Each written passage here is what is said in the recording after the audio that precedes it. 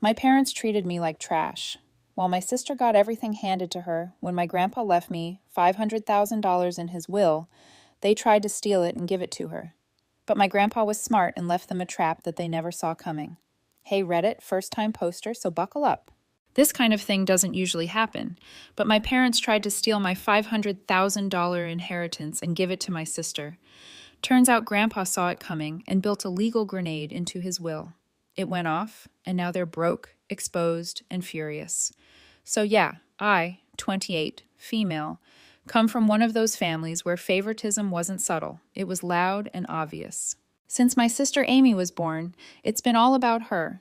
I was 3 when she showed up, and apparently that was the end of my main character era. When I was 5 and she was 2, my parents threw her a backyard blowout. Bouncy house, petting zoo, clowns, face painter, all that. For my birthday that same year, frozen Walmart store cake and a dinner at Chuck E. Cheese. I still remember standing there with my party hat thinking, wait, what? It stayed like that. Amy always got new toys, name brand clothes, and attention. I remember saving up allowance for nearly a year to buy myself a basic mountain bike. Amy saw it, cried for 5 minutes, and boom, next day she had one that made mine look like trash.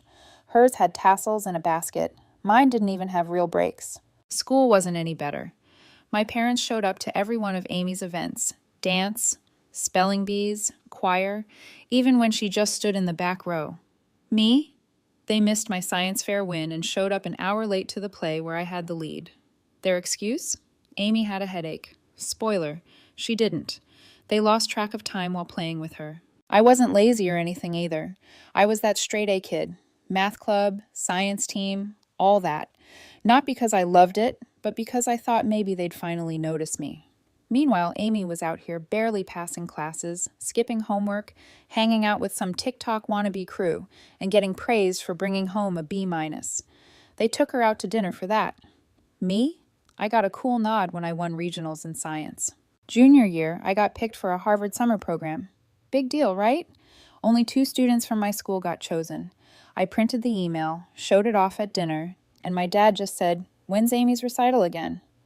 My mom said, "That's nice," and immediately went back to talking about Amy's dress. I should have told the neighbor's dog instead. They couldn't even drive me to the airport for that trip, said they didn't want to miss Amy's recital. I had to hitch a ride with my friend's parents. Sat in the back seat thinking, if this was Amy, she'd be getting a goodbye party and balloons. Then came college apps. I went nuts. Essays, test prep, interviews, all of it. Got into 5 good schools. My top pick even gave me a scholarship. I told them at dinner, and my dad went, "Don't let it go to your head. College isn't everything." My mom added, "Anyone can get into college. It's not that big of a deal." Meanwhile, Amy barely finished high school and didn't go to college. My parents? "We're proud of you for knowing yourself." They bought her a car as a graduation gift. I had to Uber everywhere when I was home from school. And nah, they weren't just not into academics. They just weren't into me. That was always the deal. Amy got praise and support. I got passive-aggressive jabs or silence. Once my dad said I was trying too hard and making Amy feel bad. By 24, I had a solid job in finance. Not crazy rich, but enough to get my own place. I called them, all excited, and my dad just said, "Don't forget where you came from." No, we're proud. Nothing. Amy, still living at home, working part-time at a coffee shop, figuring things out. They still paid her bills, treated her like royalty. I thought I was the problem for a long time, like maybe I wasn't lovable or I was too distant. I started therapy in college, and it helped a ton. I realized I'd been chasing approval I was never going to get. They made their choice a long time ago. Amy was the favorite. I was the background character. But then my grandpa passed away, and that's when things started shifting, because Grandpa, he actually saw me. He remembered the science fairs, the awards, the effort, and when his will got read out, it reflected that. Only problem? My parents didn't like that one bit. When Grandpa passed away, it hit me pretty hard, honestly, because, as I said, he was one of the few people in my family who actually seemed to care what I was doing with my life. He asked questions, remembered stuff I told him, actually gave a crap. Like when I got that internship freshman year, He mailed me a handwritten letter congratulating me and included a $100 bill folded like origami. I still have that dumb paper eagle in a drawer. Anyway, he was a sharp guy, built his own business from scratch, worked every day until like 70-something, and was just one of those no BS kind of men who respected effort more than titles. So, when we all found out he left behind a big chunk of money, I figured he'd divide it up pretty fair. Turns out I was right. In his will, he split his estate evenly across his kids and grandkids. So my dad got a share, Amy got one, I got one, all the cousins too. I was stunned when I found out how much my share was. About $500,000. Like real money. Enough to wipe out my student loans, maybe buy a better place, maybe even start something of my own down the line. I was still processing it when the will was officially read. We were all sitting in my uncle's office, lawyer there, everything being said real formal-like. My parents were stiff the whole time, but I figured they were just emotional. Then afterward, my mom pulls me aside, and right behind her is my dad, already with that weird look he gets when he's about to try something sketchy. She goes, "So, don't you think it would make more sense if Amy got your share?" I thought she was joking. Like, I legit laughed. Bad move. They were dead serious. My dad jumps in like, "She needs it more than you. You're doing well. She's struggling." I said, "Yeah, I'm doing well because I worked for it. Grandpa made this choice, not me. It's not mine to give away." That set them off. My mom pulled the whole "we raised you" guilt card. My dad said, "You wouldn't even have gotten where you are without us paying for your braces, letting you live at home during college." Like what? That's the bare minimum parenting, man. And I still had to work part-time and pay rent while living there. I reminded them they bought Amy a car. They paid for her trips, clothes, whatever she wanted. They're still paying for her cell phone. Meanwhile, I've been paying my own bills since 19, but they wouldn't drop it. They said I was being selfish, that I was tearing the family apart over money. I said, "No, you're trying to rewrite a will because you don't like how it turned out." My dad told me to watch my mouth and said I was disrespecting the dead by arguing about what Grandpa wanted. That's when things started to feel off, real shady. My dad is the executor of the will, which means he's in charge of handling it. But a few days later, I get a weird call from my cousin saying my dad told the family he might adjust the shares so Amy gets more. So I call him and ask what the hell is going on. He tells me he's considering a redistribution that reflects each grandchild's situation, like he's a judge or something. He literally said Grandpa would have wanted Amy to be supported more if he understood how difficult life has been for her. I'm sorry. What? Grandpa did understand. He wasn't clueless. He saw that I was working, paying bills, trying to build something. He also saw Amy floating through life like she was waiting for a winning lottery ticket. So I asked Dad, if Grandpa really felt that way, why didn't he just write the will like that? My dad didn't have an answer, just said he trusted me to do the right thing. I started getting this pit in my stomach, like this wasn't just favoritism anymore, this was straight up theft. He was going to take my inheritance and hand it to Amy. No discussion, no permission, just rewrite history, because Amy needs it more. And Amy, she didn't even look shocked when I confronted her. I pulled her aside, asked what she thought about all this, and she just shrugged and said, "Mom and Dad know best. I don't want to get involved." Of course she doesn't. Why would she? She's about to get a free $500,000 bonus for literally doing nothing. So I was sitting in my car like a zombie after hearing my dad was trying to straight up hijack my $500,000 inheritance. My hands were shaking. I don't even remember if I locked the car that night. I barely remember walking up to my apartment. All I knew was if I didn't do something soon, that money was going to vanish, and Amy was going to be smiling while doing it. Next morning, I couldn't shake the feeling that I was missing something. Like, there's no way my dad could actually pull this off legally, right? But he was the executor of the will, and he's smug enough to think he could get away with anything if he said it with enough fake concern in his voice. "We're just helping Amy." "Yeah, help her with your money then." That's when I decided to call Grandma, my grandpa's widow. I didn't want to drag her into it, but I was losing my mind and needed someone sane, someone who wasn't drinking the Amy Kool-Aid. And man, I was not ready for what she told me. She didn't even hesitate. I barely got the story out before she cut me off with, "Your grandfather would be livid right now." Then she drops this. Apparently, years ago, my parents tried to get Grandpa to rewrite the will, to give everything to Amy and spare me since I was already successful. She said my dad made it sound like I was some Wall Street tycoon and Amy was living on scraps. Total manipulation. Grandpa didn't fall for it, not even close. She said he saw right through them and added a clause in the will. Anyone who tries to mess with or contest the distribution forfeits their share, just like that. No games, no second chances. And then she drops this nuke. My dad never told anyone else in the family about that clause. Not his siblings, not even Amy. He just assumed no one would read the fine print and he could do what he wanted. But Grandpa had mailed physical copies of the will to the other executors, just in case someone tried to pull a stunt. You could hear the rage boiling under Grandma's voice. She wasn't just mad, she was done. She said, "We're putting a stop to this right now." I barely hung up before my phone started lighting up like Christmas. Grandma must have called everyone, my uncle, my aunt, Grandpa's lawyer, her bridge partner, the whole damn bloodline. By the afternoon, my dad's siblings were in full battle mode. My uncle called me and said, "I knew he'd try something like this. Always was a sneaky bastard." I was like, damn, okay, gloves off, I guess. Later that night, I get a call from my dad. No, hello. No, how are you? He just launches in. "I heard you've been spreading lies to the family." I said, "Lies? You were literally trying to reassign my inheritance like it's some Amazon wish list." Then he snaps. "This isn't about the money. It's about doing the right thing for Amy." I said, "The right thing according to you, not Grandpa. You remember him, right? The guy whose will you're screwing with?" And then this gem. He goes, "Well, if you weren't being so difficult, I wouldn't have to go to these lengths." Like, bro, you're mad I didn't hand over $500,000, so you're acting like the victim now? That's when I heard my mom in the background shouting, "Tell her she's out of the family if she keeps this up." Out of the family, for keeping what was legally left to me. Real nice. I hung up. Didn't even try to argue anymore. Waste of breath. Then the real insanity started. Next day, I went to check my bank account. Not because I expected money yet, but just to be sure. And guess what? My account was frozen. Frozen. I immediately called the bank, and they told me that someone submitted documentation to halt distribution pending review of updated estate executive instructions. What the hell does that even mean? I started piecing it together. My dad had submitted documents claiming that the distribution plan needed to be revised due to new familial needs.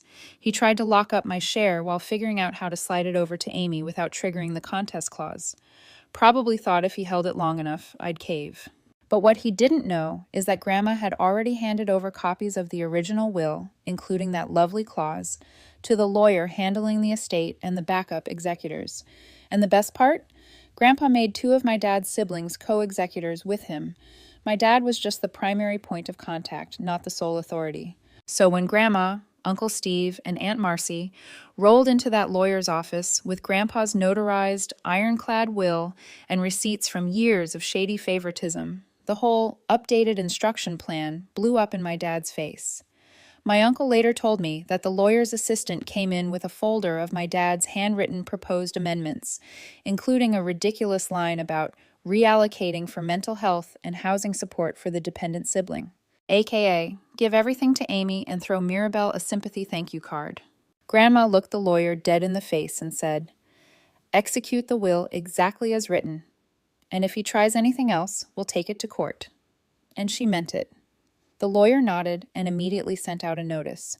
Distributions would proceed as originally intended, and any delays or reallocation efforts would be treated as a breach of fiduciary duty. Boom. 3 days later, I got my money, not a cent short. You'd think that would be the end, but oh no. My parents showed up at my apartment unannounced. I opened the door and there they were, standing on the porch like 2 disappointed managers who caught their employee taking a break. My dad starts with, "So this is what you've become?" I didn't even invite them in, just leaned on the frame and said, "You drove 40 minutes for that?" Then my mom says, "You made us look like thieves to the entire family." And I said, "I didn't make you look like anything, you did that." They both started ranting about how Amy's crying, how they feel betrayed, how I turned everyone against them. They called Grandma senile, Uncle Steve vindictive, and the whole family ungrateful. It was like watching a toddler blame everyone else after getting caught with cookie crumbs on their face. I said, "You tried to rob me, got caught, and now you're mad people know. That's on you." My dad stepped forward and said, "You better be careful. Families remember things like this." And man, I finally snapped. I said, You're right. I will remember this. Every time you chose Amy over me, every time you acted like I was just some extra mouth to feed, and now you tried to erase me from Grandpa's legacy. You lost the right to call me family when you made stealing from me your hill to die on. Then I shut the door. They stood there for a second. I watched through the peephole as my mom cried and my dad just clenched his jaw. Then they left. Haven't heard from them since. But Amy texted just one fake-toned message. I didn't ask for this. I'm sorry things got messed up. No, I'll give back the money. No, I tried to stop them. Just a classic Amy shrug in text form. So yeah, I got my inheritance. I also got a lot more. I got proof that I was never crazy, never overreacting, that their favoritism wasn't subtle, it was dangerous. I got my peace of mind. I got a support system of extended family who finally saw through the BS. And I got freedom. Not just financial, emotional, mental, and no amount of guilt tripping or gaslighting can take that back. However, after they left my doorstep, I thought maybe, just maybe, that was the end. Like, I got my inheritance, told them off, and now we all go crawl into our separate corners and sulk like normal dysfunctional people. But nope. That would have required a tiny bit of self-awareness, and these two had the emotional maturity of a dented microwave. 3 days later, I get a certified letter.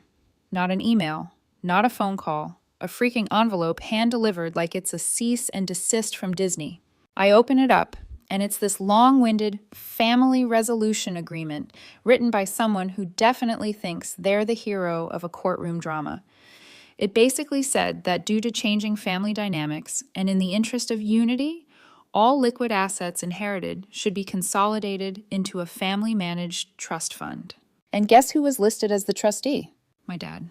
I laughed so hard I choked on my coffee. Dude tried to straight up scam me again. On paper this time. After losing. After getting smacked down legally. After already embarrassing himself to the entire extended family. I called Grandma immediately. She was already fuming. Turns out she got the same letter. My aunt and uncle too. My dad had mass mailed the thing like some kind of toxic newsletter. Grandma told me not to respond. She was already on the phone with her lawyer. But me, I wasn't about to let this one go quietly. So I scanned that letter and posted it in the family group chat. All of it. I added, just a reminder, this man tried to steal $500,000 and got caught. Now he wants us to voluntarily hand over the money anyway. Cue chaos. My aunt replied with, is he high? Uncle Steve followed up with, I will throw this man off a bridge. Even one of the cousins who usually stays out of stuff just replied with a popcorn emoji. Turns out my dad had been calling other relatives individually trying to spin the story. He told them I manipulated Grandma, that I threatened legal action, never happened, and that Amy was having panic attacks because of my hostility. Like, dude, Amy's having panic attacks? I've been gaslit and emotionally railroaded since I was in diapers, and you didn't blink. Then another twist. One of my coworkers, Mike, pulled me aside at lunch and said, hey, weird question, but are you okay? I was like, yeah? He shows me a message on LinkedIn, anonymous profile, but the language was familiar. It was this long rant about me being unstable, greedy, and threatening my family with legal blackmail. No joke. It even said she exploited her grandfather's death for personal gain. Bro, I hadn't even told Mike about the inheritance.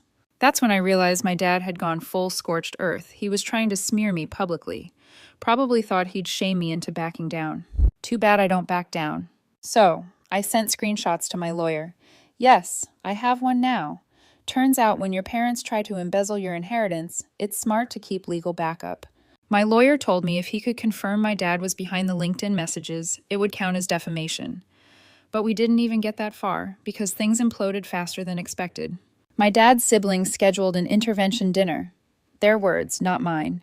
They invited my parents, Amy, me, and Grandma. Said we were going to clear the air face to face. I showed up mostly for the popcorn. We met at my aunt's house.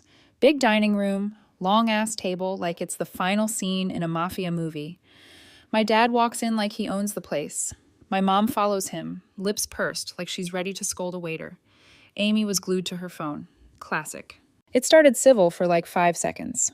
Then my uncle said, we've all had enough of this. You tried to take your daughter's inheritance. You lied to us. You lied to the lawyer. What do you have to say? My dad goes, I did what I had to do for my family. Uncle, you tried to steal from your own daughter. Dad, that money was never really hers. It was a family asset. She just got lucky her name was on it. That set Grandma off.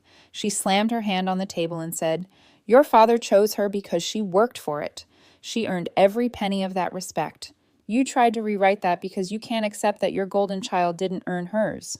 My mom snapped back, "Amy has had emotional struggles. You don't know what it's like to raise a child who's sensitive and creative." Aunt Marcy rolled her eyes so hard I thought they'd get stuck. "Sensitive doesn't mean entitled. She's 25 and you still do her laundry." And then Amy, out of nowhere, pipes up like she's in a bad teen drama.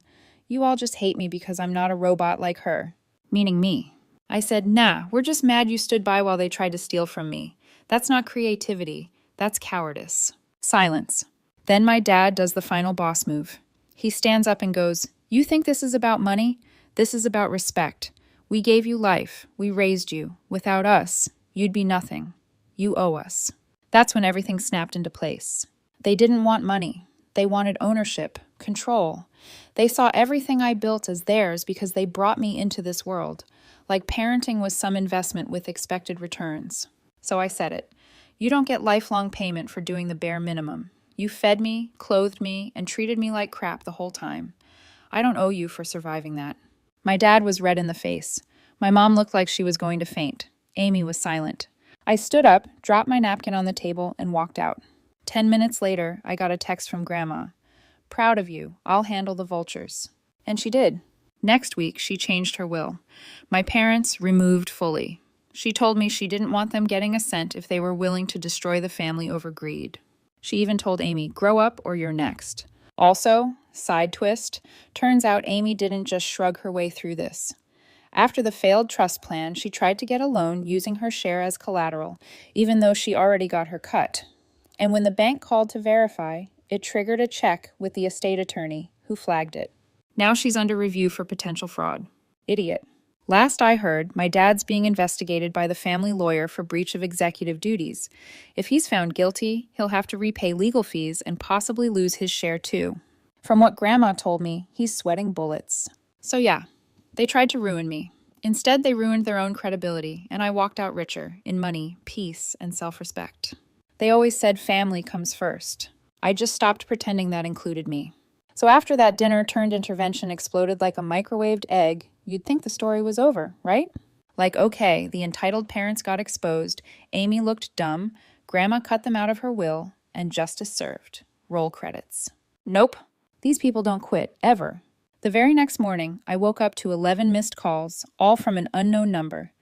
My voicemail was full, literally maxed out. Finally, a blocked number calls again. I answer. "Hi, this is Elizabeth from Westbrook Federal Credit Union.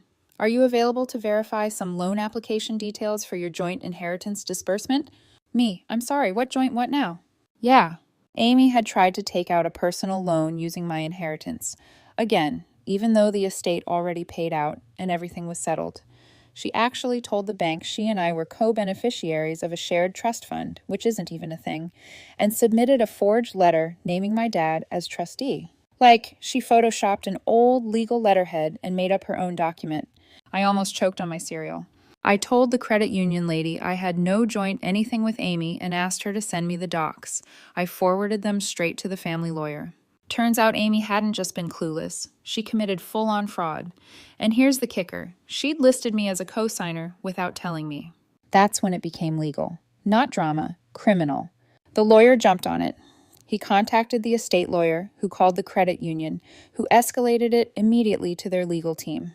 I was told I might need to submit a formal affidavit just to fully clear my name, which I did within like 30 minutes. I wasn't going to let that tick like a time bomb under my credit. But then it spiraled. Amy must have realized she messed up because suddenly she's texting me for the first time in weeks. All caps. Panicking. "Why are you doing this? It was just a loan I needed for my business. You know, Dad said it was our money anyway. You're ruining everything." I didn't reply. I just took screenshots and sent them to the lawyer. But wait, there's more.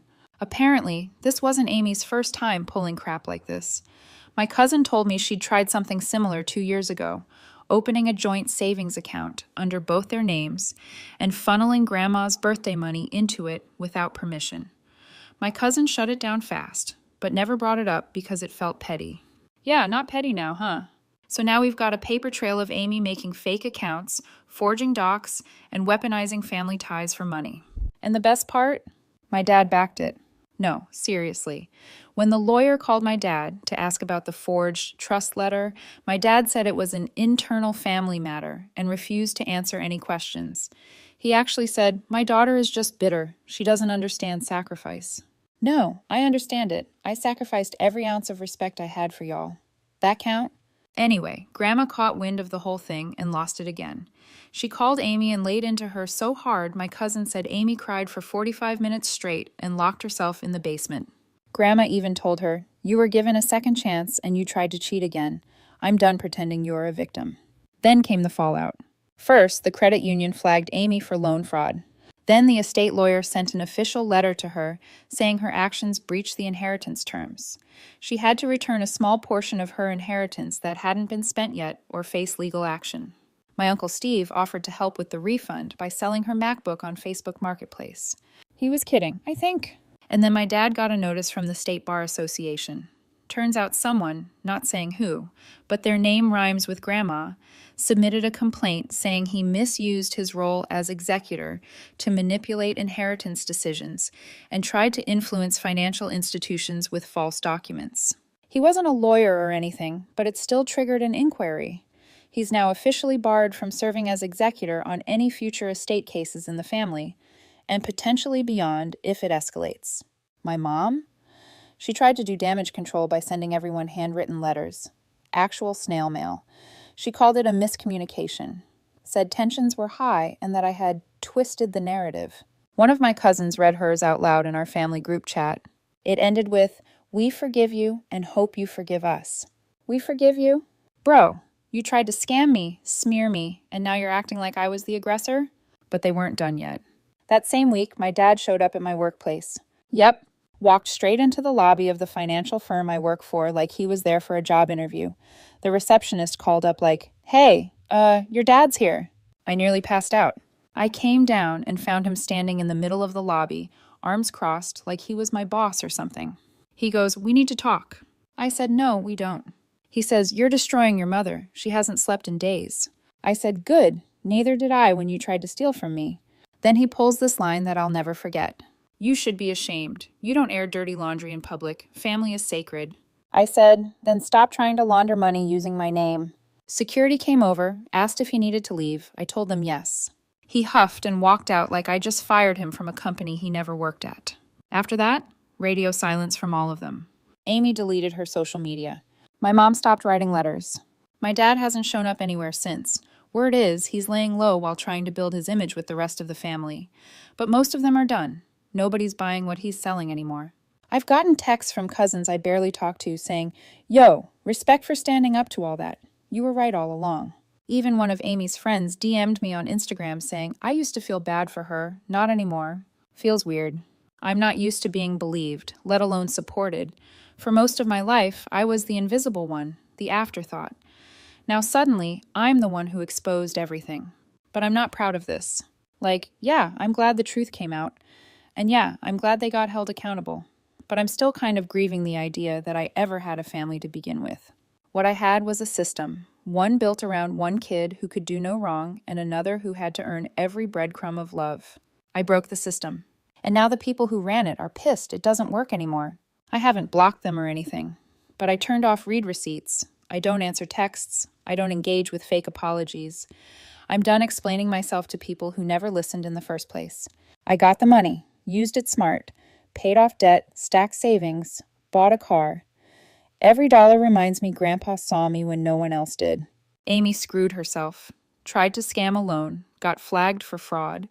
She's working some retail job now, whining about family betrayal. No one's buying it. My parents evicted. Grandma owned the house they were living in. She sold it out from under them and used the money to start a scholarship in Grandpa's name, one that specifically helps kids who earn it. They tried to guilt me, manipulate me, control me. Now they rent a condo, and nobody in the family wants anything to do with them. Grandma calls me every Sunday. We talk about regular stuff, peaceful stuff. Sometimes she brings up Grandpa and says, "He'd be proud of you for standing your ground." I haven't talked to my parents or Amy since. No calls, no texts. I blocked their nonsense. And you know what? I don't miss them, not even a little. They always acted like I was lucky to be part of the family. Turns out, they were lucky I stuck around as long as I did. They had a daughter who worked her ass off, played fair, stayed kind, and never made a scene. They just didn't care. I could have burned the world down, and they still would have asked Amy if she needed marshmallows for the fire. And now I'm done. Done being the second choice, the backup, well, at least she doesn't need much kid. They built their lives around Amy being the center of the universe, and when I got something they couldn't take from me, they panicked. They tried everything: emotional blackmail, manipulation, legal stunts, social pressure, even flat-out fraud. All because I finally had something they couldn't control. I sometimes wonder what would have happened if Grandpa hadn't been smart, if he hadn't seen them for what they were, if he hadn't planted that clause or mailed those extra copies of the will. Where would I be? Probably broke, exhausted, still begging for their approval while watching Amy drive around in a car paid for with my name on the title. Instead, I'm free. And not just financially, I'm free from the constant, nagging need to prove myself, to be enough, to be worthy. Grandpa gave me more than money. He gave me clarity. He gave me proof that I wasn't crazy all those years, that I wasn't imagining the favoritism, the silence, the way they looked through me while smiling at her, that I mattered. And honestly, that's worth more than all 500,000. There's something beautiful about being seen, really seen. Not because someone wants something from you, not because you're the good one or the smart one or the one who never causes trouble, but just because you exist. That's what Grandpa gave me. A legacy of recognition, of fairness, of saying, I saw you trying, and that matters. It still brings tears to my eyes when I think about that origami eagle he sent me during college. Just a folded $100 bill and a note that said, I'm proud of you. Keep going. I did, Grandpa. I kept going. And I'll keep going. Without them. Because now, for the first time in my life, I believe I deserve to.